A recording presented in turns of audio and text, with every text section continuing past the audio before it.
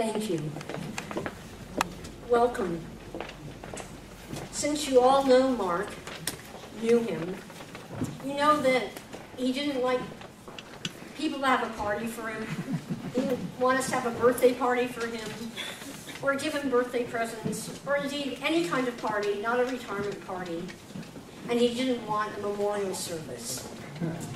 So we discussed this from time to time.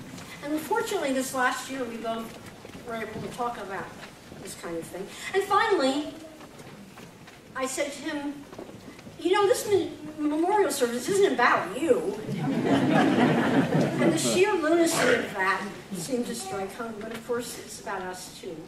Okay. Every day, there are things I want him to know. I want him to know that he bought home proudly these 2 Japanese maples last fall. He planted them, we thought they were dead. And drive by our house, they're leafing out beautifully. I want him to know that the cats and I still sleep on the bed in exactly the same pattern that all 4 of us have been doing for the last decade, with that missing space. I want him to know that I can't find the charger key for the lawnmower, but that our friend Sam next door has mowed our lawn instead. That worked. And I want him to know that we all miss him and want to talk about him, as we will today. The speakers are identified in the program so that we can hear them and not me introduce them. There are no songs because I can assure you, and the family will raise their hands in assent, that they don't want to hear the songs that our family made up.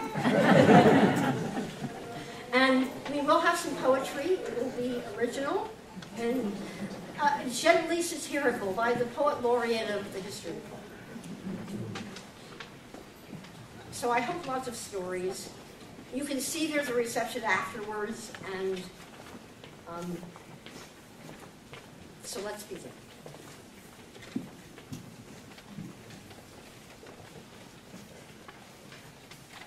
I think Allison, Dan, Rowan, LJ, and I may be the luckiest people in this room because we got to know Mark our entire lives. I'm Mark's sister Debbie, and I want to thank all of you for coming, and especially to acknowledge our first cousins, Harvey and Sherwin, along with their wives, Ellen and Jill, who share Mark's humor and love of people and goodness, and Mark's stepmother, Adele, who's here with us. It's just wonderful. At events like these, people are always looking for those revealing nuggets from childhood. Look elsewhere. Like many siblings born a few years apart, Mark and I became close only as adults. I loved his humor and his kindness and his complete empathy and understanding. His gentle way of making sure that nothing he said would upset you. When Mark married the fabulous Carol, I went to a potter, this was in the 1970s, and had her throw Mark and Carol a carafe and 6 goblets as a wedding present. And when they arrived, Mark called me, seemingly overjoyed. They were gorgeous, he said. Wonderful. Really, really special. I'm so pleased. And on until we slipped in that there might be a very small chip. Mark, there's no problem. I'll just have the potter make another one. Oh, no, please. It's too much trouble and expense. Mark, it's no trouble, and they're insured, so it's no expense. No, it's way too much trouble, and besides, I looked at the box and it doesn't say insured. Mark, they're insured. I have the receipt. You have the receipt? I have the receipt, Mark. It's no problem. Good, because everything's in smithereens. Mark didn't want to upset anyone or cause them to go out of their way in the slightest, even though he would go really turn handsprings just to help everyone else out. I moved a few months ago, and that gave me the chance to go through my books. Mark's beautifully crafted and wise book, The Limits of Symbolic Reform, was there, with his gracious acknowledgments, thanking Carol, whom he called my main source of social and intellectual support, and his children Allison and Ben for contributing, quote, an inestimable amount to my personal well-being. And then, of course, there was that heartfelt self-deprecation, saying how their criticism and others had saved him from language that was awkward and poorly conceived, and some that was unforgivable. But Mark was always Mark, and that's why I especially love the last sentence of the acknowledgments. All errors of fact and interpretations are, of course, my own. Although I sure wish someone had caught them. I love this book, Inscriptions. His Roosevelt book. Debbie, I decided to give you the scoop on the New Deal taxation story. Let me know when it appears on Nightline. And when Mark sent me Scott Turo's book, 1L, about the first year of law school, he cheerily inscribed it, "Relive the agony on us." I loved talking to Mark. He was so present, so empathetic, so totally there and wise and funny, and he was a great brother. About 10 years ago, I had a run-in with cancer.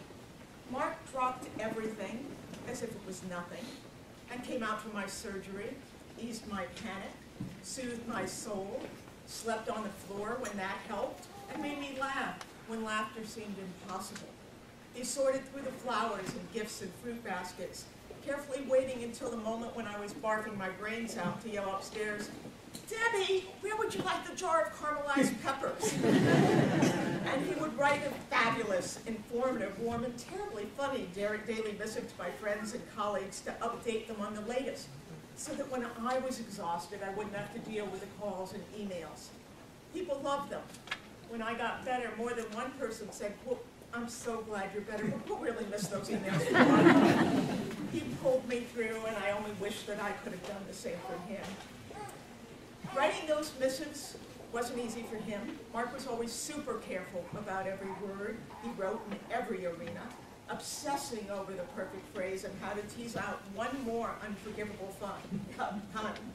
Who else would have spoken as he did in his address for the History and Philosophy Convocation 3 years ago of a, quote, decline in American civilization that some track from Bill O'Reilly's to Bill O'Reilly. But those puns were always mixed with purpose, a cry out against America's inequalities, a sorrow at what he called the empathy gap that erodes our sense of what we owe one another. If there ever was a person who did not have an empathy gap, it was Mark. He was there for me, he was there for our family, he was there for his students, he was there for his friends, and he was one of those men who had many, many dear mere friends. He was there for the union, he was there for the ACLU, and for the causes that make the world a better place. And he had that gift of seeing the world through the eyes of whomever he was talking with, which, along with his smarts, was what made him so immensely supportive and helpful. He was always concerned for and utterly crazy about Allison and Ben, and in awe of the remarkable people they've turned out to be, as if he and Carol had little to do with that. And while minimizing his own gifts, he marveled at the talents and potential of others. It's one reason he loved teaching. To him, it wasn't just the opportunity to open up minds and engage students in the democratic effort of building a future, but a chance to listen, to see the world through different eyes, learning, always learning. Just a few months before he died, Mark made his first ever visit to IKEA, and he found even that to be a dazzling experience. Although he confided to me that this was evidence that he was really losing it. He couldn't navigate at IKEA. He couldn't find his way out. Mark, I pointed out, no one can navigate IKEA. It's a scheme to keep you in there shopping, shopping, shopping. What a relief. And when I referred Mark to the New Yorker article on IKEA's design and the book Cheap on IKEA's effect on labor and the environment, he gobbled those up. He was curious, always so eager to learn. I miss him. I miss him when I read the New York Times book review on America's Japanese internment camps during World War II, and I'm blown away by the participation of folks ranging from Dr. Seuss to Earl Warren in that terrible endeavor. I want his take. I miss him when John Oliver is especially incisive and hilarious, or when Jon Stewart takes on Judith Miller, because I want to hear about his engagement in the issues of the day and his appreciation of the point of humor. Now, it's not without risk that I come into a room full of academics and confess that in preparing these remarks, I went to the website ratemyprofessor.com.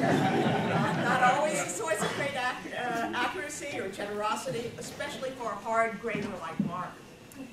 But I found Mark's faith in the insights and perceptions of his students to be thoroughly verified. Some samples. Best teacher I ever had. He's got the beard and he's crazy. Professor Leff is awesome. I love taking his class. I've never seen a teacher care more that his students are learning than Professor Leff. His excitement of history shines through his teaching and goes right to the students. He goes above and beyond. Of course, you never have heard those quotes from Mark. And it's not like he never visited the website, because he did quote one, and only one of the comments. Sweetest man on earth. I wish he was my grandpa. When Mark died, I reached out to one of my law professors, Frank Zimmering, for whom Mark had worked as a research assistant when Mark was writing one of his early books, when Frank was writing one of his early books on gun control. Mark was in awe of Frank's brilliance and couldn't believe that he could be of value. What Frank wrote to me after Mark died was simple. I don't think Mark ever knew how much I admired him. And I think that's pretty universal. Mark wasn't just self-deprecating. No matter what people told him, no matter what accolades, awards, and recognitions he was given, no matter how many people clamored for his wisdom and counsel, and just for the utter joy of being with him, he thought we were all wrong. He just couldn't believe that he was good enough. But we all knew he was the best.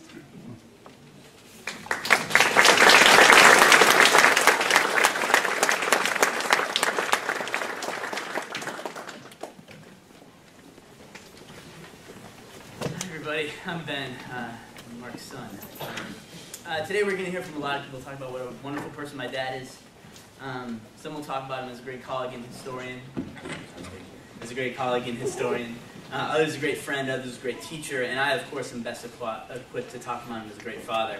There's going to be common themes. Certainly his generosity will show up a lot. His willingness to go out of his way to do favors for friends, the time he spent writing meticulous feedback on papers, the time he spent crafting his lectures. All of these are manifestations of his generosity of spirit. And certainly this generosity also applied to his children. It meant unsolicited gifts that had nothing to do with birthdays or holidays, but more importantly, he was generous with his time. Whether that meant playing backyard basketball games with me, or watching old movies together, or when I was little, he'd grade papers outside in the hallway on the ground, just so he could be close to me when I was falling asleep. And of course, whenever I was sad, he stopped whatever he was doing to console me.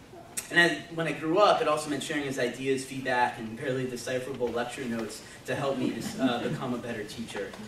Indeed, both my parents gave me so much. Perhaps the thing I'm most grateful for in terms of his generosity is his generosity with his affection.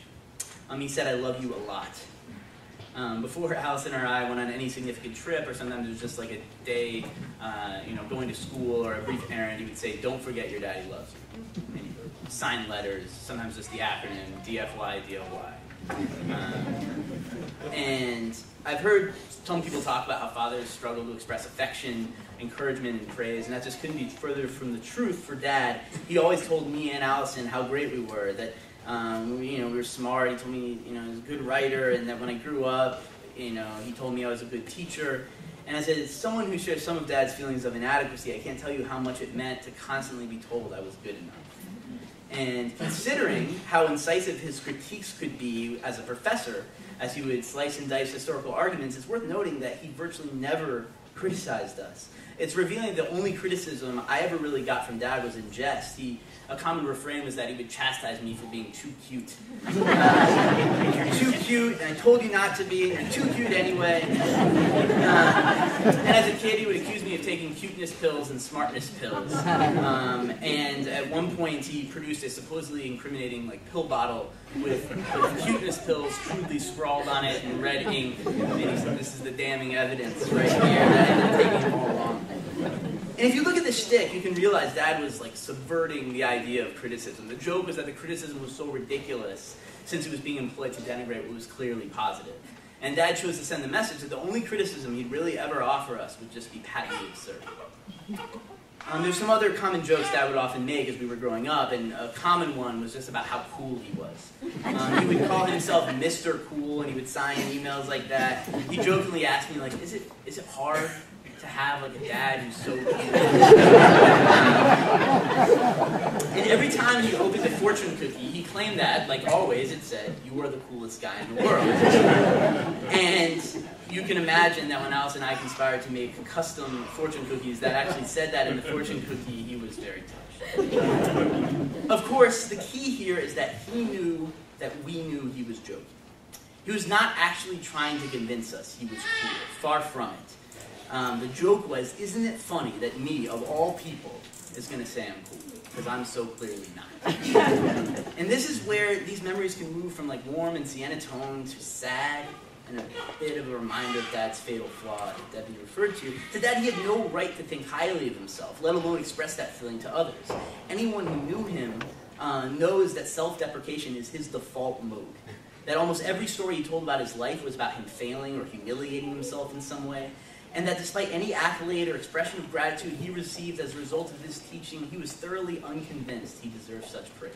And thus when he joked about how cool he was, it was just the other side of the self-deprecation coin. The idea was that thinking highly of himself was so absurd that it had to be exaggerated and played for laughs. This reminds me of a conversation I tried to have with Dad in the last days of his life, like one of the last days that I could have a conversation with him. And I tried to convey what a great father he was, and it went something like, "Dad, you were so good to us growing up. You always told us you loved us. You always told us how great we were, and I especially value that because I know that wasn't always what it was like for you growing up." And he interrupted me and said, "Ben, you gotta remember, I was a bad kid."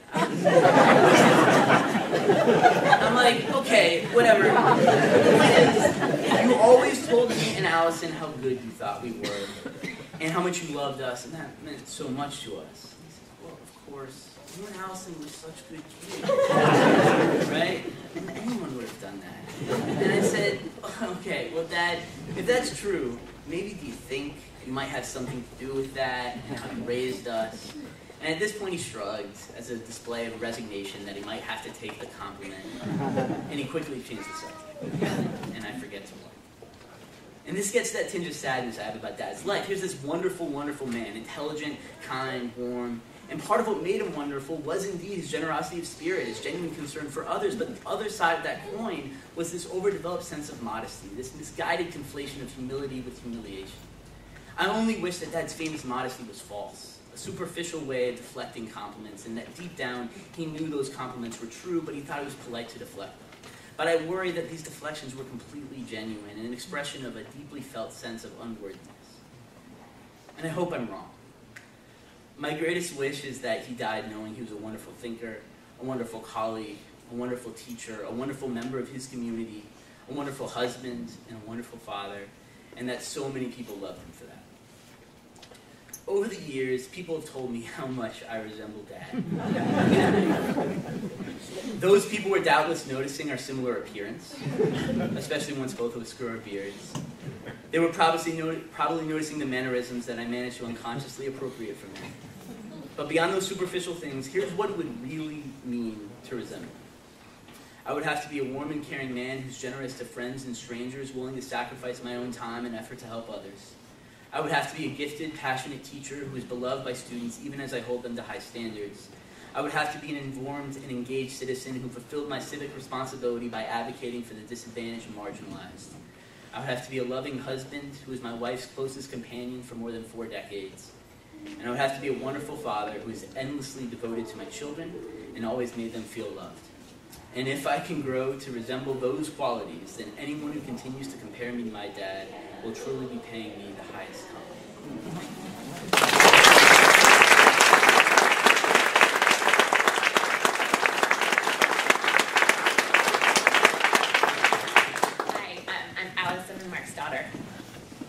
A few weeks ago, I was with a friend and needed to look at something more clearly, so I took out my glasses. You keep your money in your glasses case?" my friend asked, and I was momentarily confused till I realized I had my lucky dollar. It's a tradition from the Scout side that my dad had embraced.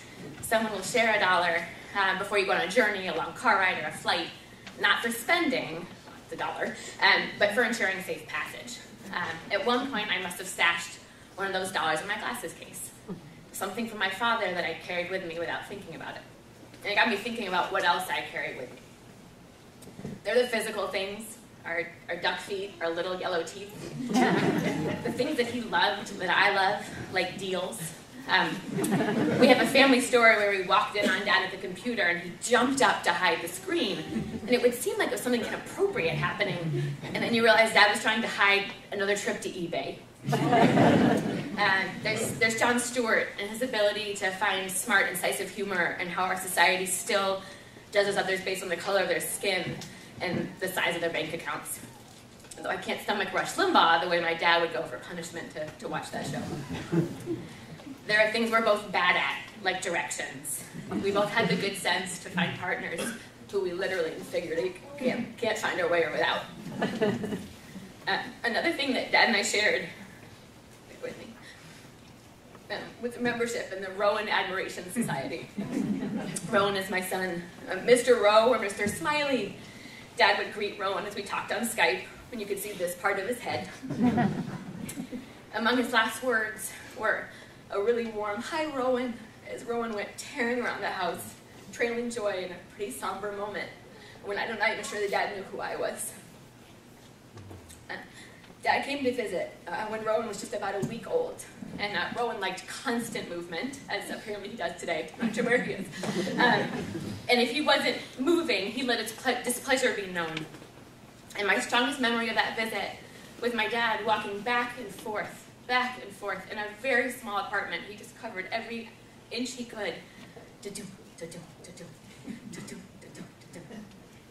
carrying him. And I thought about it more. I can see that rhythm was one that my dad embraced throughout parenting.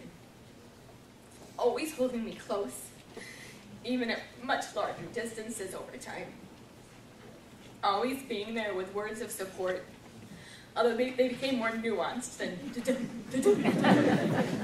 and always finding a way to let me know that I was completely loved. That "don't forget your daddy loves you," every email, every conversation. And my goal is to carry that rhythm with me as I raise Rowan.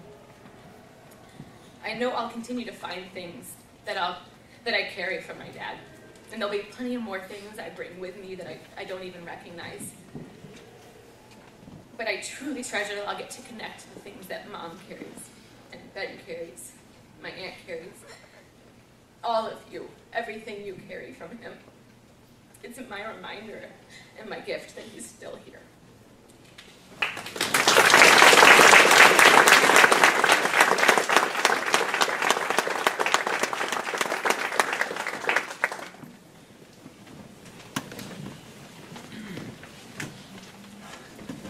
We met Mark the same virtual moment, so we're presenting together. As you can see, we're scripted. The other thing that's not scripted today is the choking up and the tears, which are irresistible. And I apologize in advance. I apologize for failing to do what a college professor always does, which is control, control, and control. And I can't control today. Mark would be very uncomfortable with this kind of expression of emotion, and with everything we're doing and saying today, as you've heard. His self-effacing nature, and we've heard that term already, his self-deprecation, would deflect any inquiry about him that we asked into either turning it around and asking us about ourselves or deftly changing the subject. It was not because of his self-deprecation that I think caused this refusal, really, to let us ask these of him, but rather his empathy for us. The fact that Mark shared what we were going through whenever there was any travail, any setback, any unhappiness. Mark knew it. Mark had been there, done that. He made it very clear that he knew what we were feeling, and he shared it. He shared our state of being. He shared our achievements, which is not sympathy. It's very different. It was empathy, because Mark was part of it. As Ben made clear, you're going to hear a lot of refrains today. We all experienced this warm generosity from Mark. He was the kindest person anyone knew, most thoughtful. And sometimes minor things, about which I'll speak in a minute, and sometimes major things. It was remarkable. One of my favorite stories, because I've simply told it a lot, a very small thing, but very typically Mark, and probably many of you heard it too, but when our early friendship, I was starting graduate school and I was taking my language exams and suffering as one does, or worrying as one would. And he told me about when he was doing his language exams for his PhD, and he claimed that he had no facility whatsoever in language, and that his attempt to prepare for the language exams was not to learn the language, but was to do dictionary drills, where he mastered the art of turning pages very quickly so that he could pass the part with the dictionary in hand. And, you know, true or not, typically Mark, faced with the risk of someone seeing him as marked by erudition, he turned it into something self-deprecating and very funny, and that was always a mark of Mark. And it was something we noticed the moment we met. I was on the search committee that hired Mark in his first job at Washington University. And Judy remembers meeting Mark in that situation too. It's a very revealing episode. Right.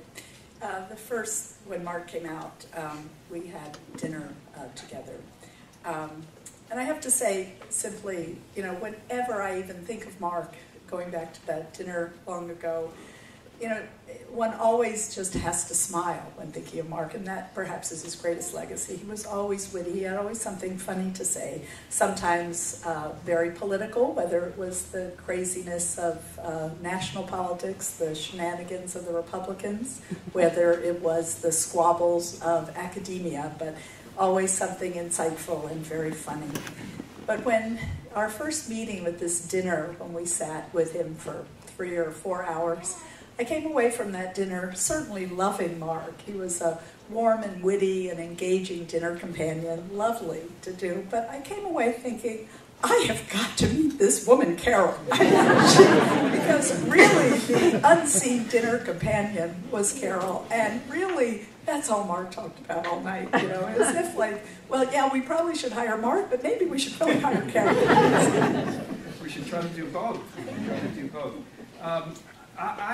I think about Mark every day, not just since he passed away, but it comes from knowing Mark for decades and observing Mark as he lived his life for others. Mark was a virtual family member to us. Our children regard him as an uncle. And when I say virtual, I don't mean virtual in the way we use it today, like virtual sex or virtual reality. I mean it in the old-fashioned way, that is to say, every meaningful sense of the word. Every meaningful sense of the word. And the thought that goes through my mind, the reason I think about Mark every day is that there's a thought that goes through my mind whenever I face a little moral dilemma, and that's quite simply, what would Mark do in this situation? What would a caring person do in this situation, whether or not, and this is the important thing, whether or not anybody ever learned of it? The simple fact of caring touched everyone around him, not intended for observation or credit. And sometimes I could see him do these things that he didn't want for anyone to see him do for other people. It led to doing the right thing. Mark, I think, was nothing less than a moral role model for me. He's an exemplar in what to do for seemingly insignificant moral choices. Now I say seemingly, because nothing was only seemingly insignificant for Mark. Nothing about another person was insignificant. It was significant for Mark, and Mark made that person know that. He was not moved to do them out of desire to gain praise, although Mark won every teaching award at Washington University available at the time, and drew just gaining undying admiration, if not envy, from so many of us who were his colleagues. Our friendship, like Mark and Carol's marriage, went back 40 years. And over the course of those 40 years, we saw them many, many times. Our families were very much intertwined. And of course, I have this mental film strip that runs through my mind of the life with the Leff family. If any of you have spent time with the Leffs, you know it's a kind of blurry film strip. Things go rapidly. But it was always grounded in Mark playing in the surf at Duck with the kids, Mark throwing a football, Mark embracing, teasing, chasing, mock chasing, just Mark with the kids. He was remarkable. One particular memory also comes from those many, there were 10 summers we spent in time in Duck, North Carolina. And the first year that happened, when our two families shared a rented house at Duck, we were living in Williamsburg, Virginia, and the Leffs were coming to spend the night. We were going to head to the beach. And as usual in the life with two small children, and I was at that time finishing my dissertation, and we weren't quite ready for them. We had planned to have the house a little cleaner, everything looking a little nicer. And at some point, David, because I certainly never took care of the yard, but David must have commented that, gee, he wished he'd mown the lawn that day. As we were getting ready for dinner that night, trying to get sure we had everything for the car, we couldn't find Mark. Where was Mark? Well, you've guessed it, somebody spotted him. He was out mowing the lawn. And that was just so typical for Mark. I mean, you know, you hear people say people couldn't do enough for, but for Mark, that was really so true. He really felt that he couldn't do enough for, and of course, the truth was, he did more than enough for all of us. Let me give you an example of how Mark touches other people. I mean, it's so, we feel it so deeply. We know how he's changed us in the 40 years we were fortunate enough to have him with us. It goes back to a visit that Mark and Carol made to St. Louis for an interleague baseball game with the Cleveland Indians, Carol's beloved home team. I can't say that Mark's good spirit wore off on the Indians that night and led them to victory because they lost to the Cardinals. But what is significant is as we had left the stadium, and Mark says, "Wait a second, I lost my wallet. I don't have my wallet." I said, "Oh my gosh, you lost your wallet. What are you going to do about it?" He said, "I'll go to the Lost and Found." I said, "Mark, you're crazy. You can do it, but you're crazy because a lost and found is really laugh and frown by the person who works there. No one brings things to the lost and found. People just go there and inquire." Of the 40,000 people at the ballpark that night, how many who found a wallet stuffed with money, with cash, would return it to the lost and found? So we waited for Mark. We were going to go back with him. Because Mark, you're on your own stick here. You do it. So we waited for Mark. He came back with his wallet. He came back with his wallet. Someone, lost and found, became lo and behold for Mark. Someone, and I know this would not hold up in any social science that wallet cast a spell. Whoever found it, whether it was looking at his picture for the Department of Motor Vehicles, or whether it was some aura that it exuded, somebody took it back to the lost and found, and Mark was able to retrieve it. Now, truth be told, this aura had its limits, and it was sorely tested in the academic world, which I can say without mentioning names. There are just too many characters in academia with what I like to call Teflon souls. Even Mark's magic stopped at humanizing the academy.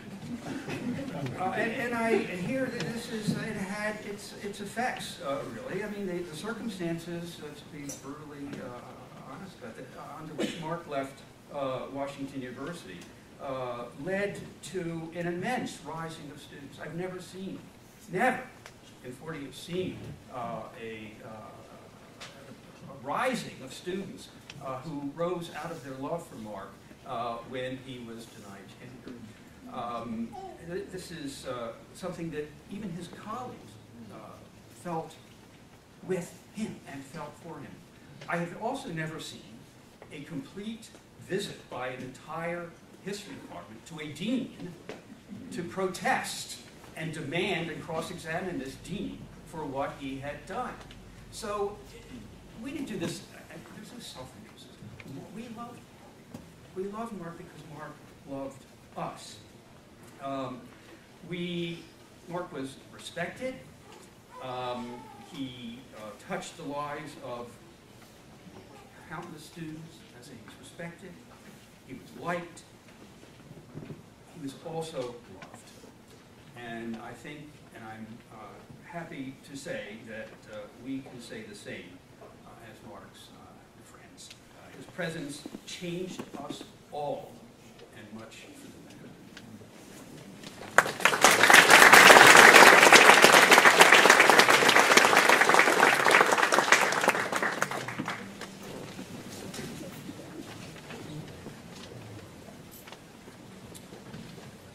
I first heard of Mark Leff when I was a graduate student at Princeton University. His sister Deborah Leff was in the first class of undergraduate students to be admitted to Princeton, and all the faculty were talking about this gifted Leff student. When I met Debbie, she told me about her brilliant brother Mark, and I wondered what that really meant.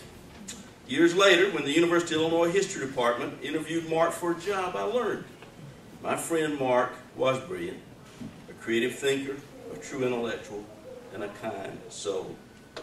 The loss of Mark Leff, an esteemed colleague, neighbor, and dear friend, is painful. Losing such a good friend is like losing a large piece of yourself. Words are totally inadequate in this terrible situation, but I am gratified to gather with family and friends of Mark just to be together now. It was typical of Mark to show grace and humor when he faced cancer. He managed to maintain a rare equanimity that helped lift our spirits when we were hoping to lift his. I have so many memories of Mark. We enjoyed playing softball and basketball with our kids. He was a great tennis player, both as a partner and as a very competitive opponent. We often shared family events from children through grandkids, while milestones were marked by trips to Custard Cup, and we'll never forget, Allison, that every month when we drove that 12 to 13 hours to see my mom in 96 South Carolina, Mark came over and gave us that $1. Enough time so that it allowed me to finally retire. Mostly, though, we loved talking together about family, history, movies, current news, policies, politics, and especially university and union politics. What fun it was to enjoy his marvelous intellect, leavened as it was by his wry, ironic wit and his compassion. Mark was not only a gifted and learned historian, but a good and decent man who had the deep kindness to tell you the truth. If the truth was bad news, there was never anything vindictive in the telling. It takes a generous spirit to be a good critic. It's a gift of time and knowledge, and Mark was always honest and unselfish. He helped his students with their own ideas and writing, of course, but he was also willing to help many others, including me. He had as little vanity as anyone I have ever known. I miss his generosity, his extraordinary sense of collegiality, and his uncompromising commitment to intellectual rigor. Mark believed deeply in justice. He was a staunch and tireless social justice advocate and champion of equality who was unafraid to speak out forcefully against intolerance and injustice.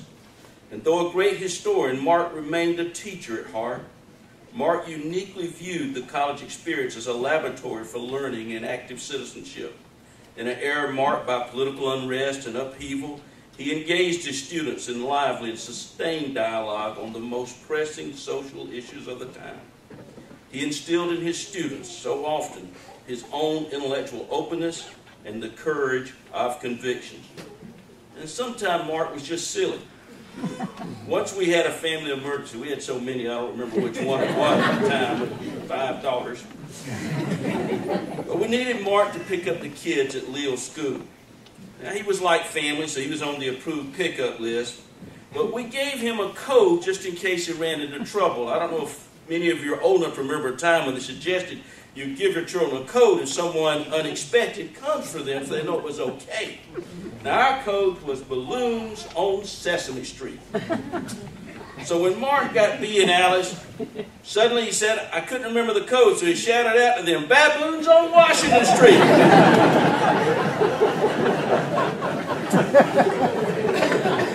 Not very long after that, the Leffs moved to Washington Street, and we teased him unmercifully that he wanted to join the baboons. Devoted friend, brother, husband, father, grandfather, Mark did a lot of good and wonderful things, leaving behind a superb legacy. The smartest decision he ever made was to marry Carol Skolnick, and now the best of him continues on with his children, Allison and Ben, and add to that Bill and Rowan and Melissa and the soon-to-be new baby. While our hearts are breaking, we still appreciate that Mark leaves a powerful memory of friendship at its best. And we thank our God that we were blessed with knowing him. It's been said so many times, everyone who knew Mark admired him. Every single member of my family not only admired Mark, but they loved Mark and the Leffs.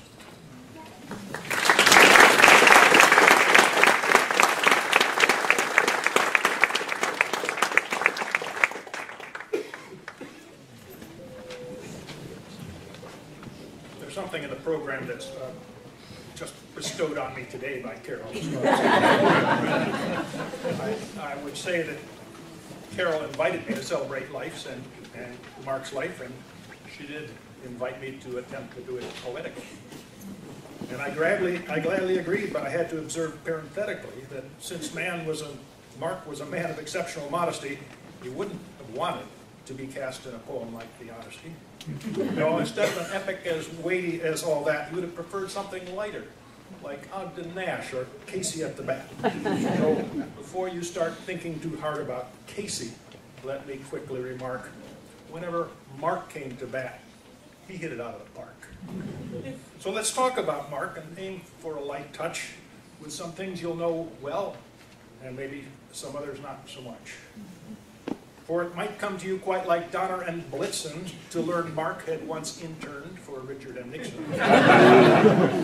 And my first thought on hearing this was, gee, what a bummer. But it turns out that that was the very same summer that Mark first met Carol, who was likewise interning, and their meeting set up a great mutual yearning. And thanks to the wonderful warp and the weft of things, in matters political, they were both on the left of things. So their course was soon set, and when he looked again, they'd enriched the world greatly with Allison and Ben. The moral of which I will draw here quite gladly is some things under Nixon didn't turn out so well.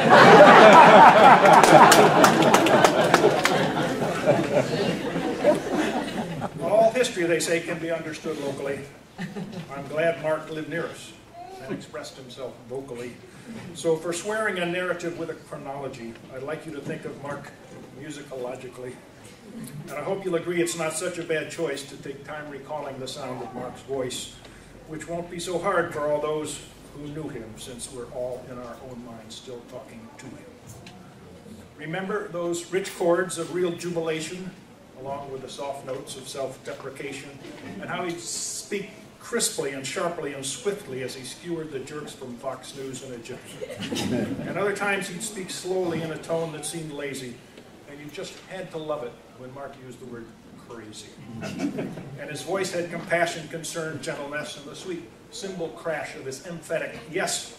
Sometimes he'd be solemn, but more often sunny. His words would be wise and witty and funny. And remember his laugh, it had high notes that were squeaky, which gives me the chance here to be a bit cheeky and remind you how Mark now and then could be sneaky. And I hear you exclaiming, oh, wait, that's not who we knew, and you can't speak that way of a person so true who brought us great joy, and you should also mention a whole new dimension to lack of pretension.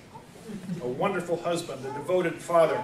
He'd do everything for you and find it no bother. A man dedicated, on this you can trust us, to the promotion of real social justice, the keenest of scholars, the finest of friends. So watch what you say here. You'd best make amends.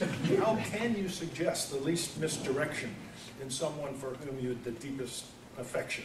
From now on, make sure that your words you don't mince. Though Mark could be a jester, he was always a prince. So I'll agree, I will take it all back. But let me approach from a different tack and say if Mark wasn't sneaky, he at least had one of those unassuming demeanors that sometimes may fool you a little and sometimes can take you to the cleaners. And to be specific, I will explain what it was like playing against Mark in a game of tennis. As you gazed across the net, you didn't think you were facing some formidable menace. Indeed, Mark on the court usually looked like he was bored, possibly half sleeping. Then suddenly there'd come a kaboom, and he just hit a bleeping forehand that was not only fast, but very much out of your reach. And that was pretty much how it was when Mark stepped up to the podium to teach. And I know it's basically, well, it's an analogy, but it's essentially the truth. But Mark stepping up to the podium was like Clark Kent stepping into a telephone. Whereas what's the case with that mild-mannered reporter, Mark likewise became Superman, though in his case a couple of inches shorter. And though Mark would start his lecture by apologizing and saying he didn't know his subject sufficiently, he would in fact know it inside and out, and he would proceed to explain it brilliantly and proficiently. There was another thing a little tricky about Mark, and this is how it worked. You had to be very careful in his presence because his ears were always perked. And if ever you accidentally let on that you had even the slightest need, Mark would drop all his own work and with Green Hornet speed, devoting himself to your every cause, he'd become part Green Hornet and part Santa Claus. And without you suspecting he knew what you needed, your needs would be met or even exceeded. Thus, if you ever needed a ride to the airport so early in the morning that it was still going to be dark, you had to be careful not to let Mark know, for otherwise you'd end up benefiting once again from Mark being Mark. And another thing about conversations with Mark that I know you will have both heard and seen was how he would occasionally interrupt and say, "Wait, I don't get it. Do you mean?" And I'm sure you remember him saying that, but whether you remember or whether you're a forgetter, the fact is that Mark typically did get it. But this was his generous way of getting you to explain yourself better, and thereby engage with you in the pursuit of knowledge as a collective endeavor. And he'd do it in such a way as to let you think that you were the one that was being clever. And of course, this is just one of the many features that made Mark one of the most admired and beloved of all teachers. I could happily relate other stories about Mark that you won't find listed on his resume. And I'll just mention two more here and then turn it over to others who likewise have a lot to say. When Mark and Carol and Jim and Jenny and Jane and I traveled to Italy, to the land of Leonardo and Giotto, in every town that we visited, Mark, despite an otherwise notoriously terrible sense of direction, displayed an uncanny genius for leading us directly to the very best source of gelato. And when Allison and Bill's outdoor wedding in upstate New York called for bales of hay on which the guests could sit themselves down, Mark cornered the local hay bale market for the entire weekend and became the main man for every hay bale in town. And each of these cases was just one more rendition of the marvelous magic of Mark on a mission. And as usual, Mark pretended these were things that anybody could have done, but none of us believed that. And besides, we knew that with anyone else, it wouldn't have been half the fun. I would like to thank Carol and Debbie and Adele and Allison and Bill and Rowan and Ben and Melissa for sharing Mark with us. We know we will continue to see him in the newest generation of Leffs, and we know too the joy that that will bring and give to us. And where Mark would always say, "Thank you, guys," let us now all say, "Thank you, Mark." You are etched indelibly forever in our minds and in our hearts.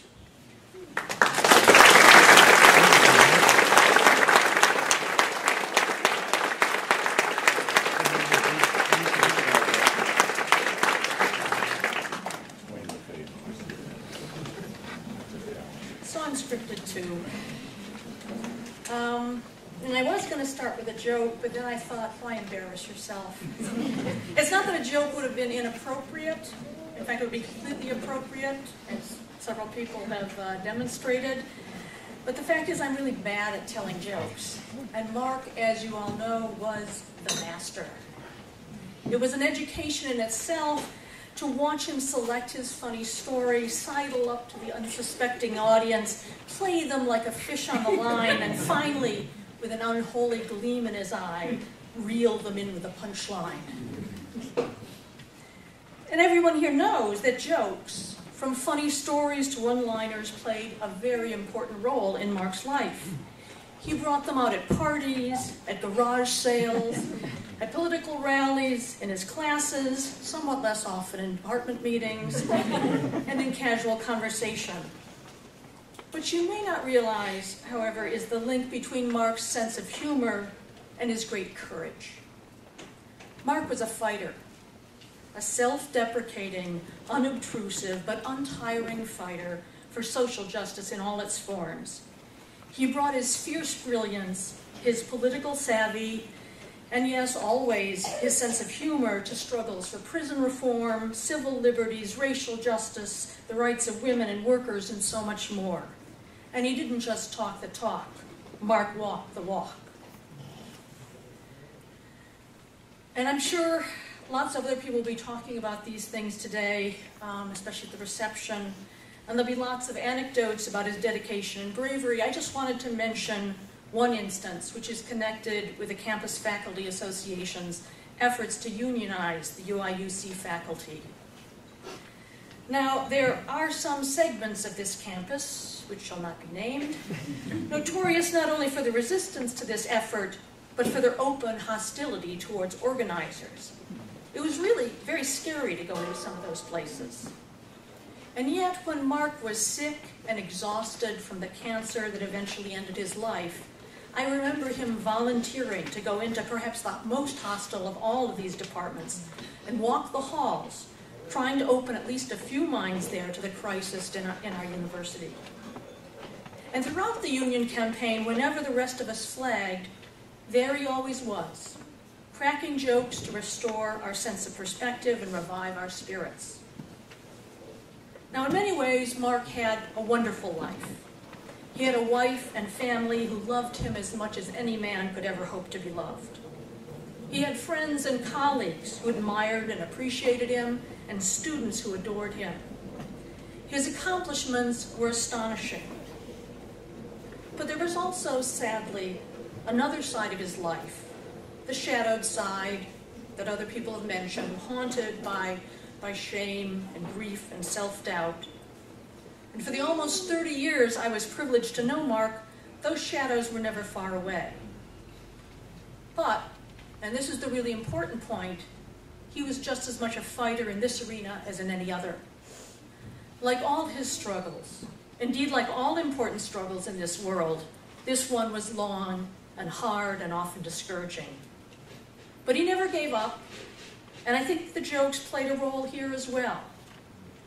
As he wrestled with his own demons, I'd like to think that Mark would sometimes grab hold of the shame or doubt and clobber it over the head with one of his funny stories, forcing it into retreat, if only for a little while. This is the side of Mark Leff I want to celebrate today. The quiet courage with which he constantly defended the light and fought the shadows in the world as a whole and within his own life, no matter how hard it was to keep going. Mark was a brilliant, loving, generous, dedicated, and no doubt about it, very funny man. But he was also immensely brave, and he should be honored for it.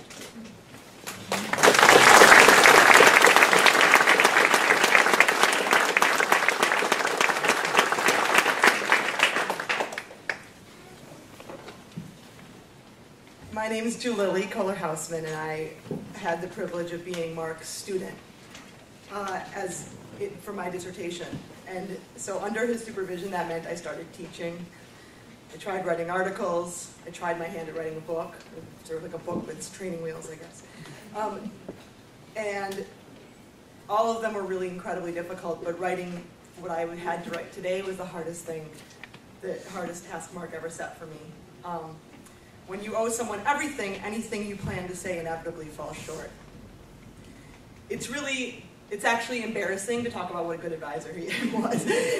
Really. I would worry during graduate school that if people would actually find out how supportive he was, how deeply engaged he was in my work, how carefully he read what I wrote, that it was almost like cheating. And then maybe they'd like take away some of my degree or something.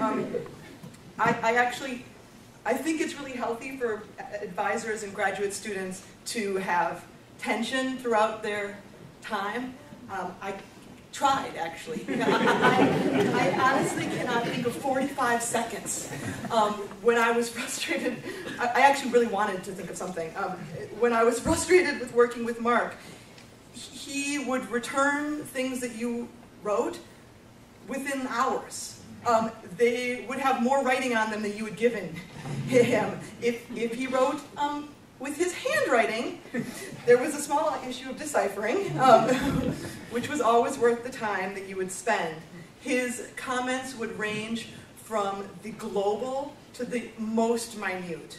He would rearrange my commas endlessly, unfortunately. There were times, and again, this is where it gets really embarrassing, he actually fixed page numbers in my footnotes. I have no idea how that happened. I do not even want to know, because I just pray he wasn't checking all of my page numbers. I'm not even going to look at Carol, because if that's true, I'll lose it. And I wasn't going to come clean about this, but I actually think he pulled an all-nighter during my dissertation. I never could bring myself to ask, but I didn't pull an all-nighter during my dissertation. I mean, unless you consider my son. But I mean, it wasn't just his generosity and his dedication. He was so insanely smart. He was so wise. He was so wise that over time, I actually stopped even I would just take every piece of advice he gave me. I wouldn't even try to think of an alternative word choice or an organization. I trusted his judgment entirely. I disregarded his advice on one occasion and one occasion only, and this is totally true, when he tried to get me to take out of my dissertation acknowledgments the section about him. And he was willing to compromise with a shrunken down version, and he was actually quite emphatic. So I thought that to spite him, I would read at least just one sentence from what I wrote. I wrote, Mark has a rare and remarkable ability to evaluate the intellectual structures that other people build. He can easily discern the central pillars, the gratuitous clutter, the cracks, and the fundamentally unsound elements in any historical argument. I literally came to think of this almost as a superpower. build on your theme. And he never, ever used this power to make himself bigger or make other people smaller. In fact, he always saw promise in people and in people's work that they weren't seeing in themselves. He took me far more seriously intellectually than I ever dared to take myself. He looked at a paper, I would give him a paper that was essentially word salad, and he would find in it or make out of it this this roughest sketch of this really faint outline of an intellectual architecture. He would call to something bigger. He would encourage me to build a structure more elegant and more imposing than you could have ever dreamed. He always evaluated work on his own terms. He never imposed his research questions or his specialty onto what you were doing. And it's interesting because over time, the more that I've learned and the more that I've been working on my own work, I actually wish that he had done that more. Because in his research, it's becoming clearer and clearer to me, Mark had his fist around some of the most important dynamics in modern history, modern U.S. history, and indeed in our own politics, I think. Well, so many of us have focused on struggles over rights, and the struggles to secure rights and benefits of citizenship. Mark was looking at the other side, about the responsibilities of citizenship, and the battles over the obligations of who pays, who serves. and whose sacrifices, and the ways that these are actually equally important. And I think that some of the most important work in the coming decade is really going to follow these exact themes that Mark laid out. Until he became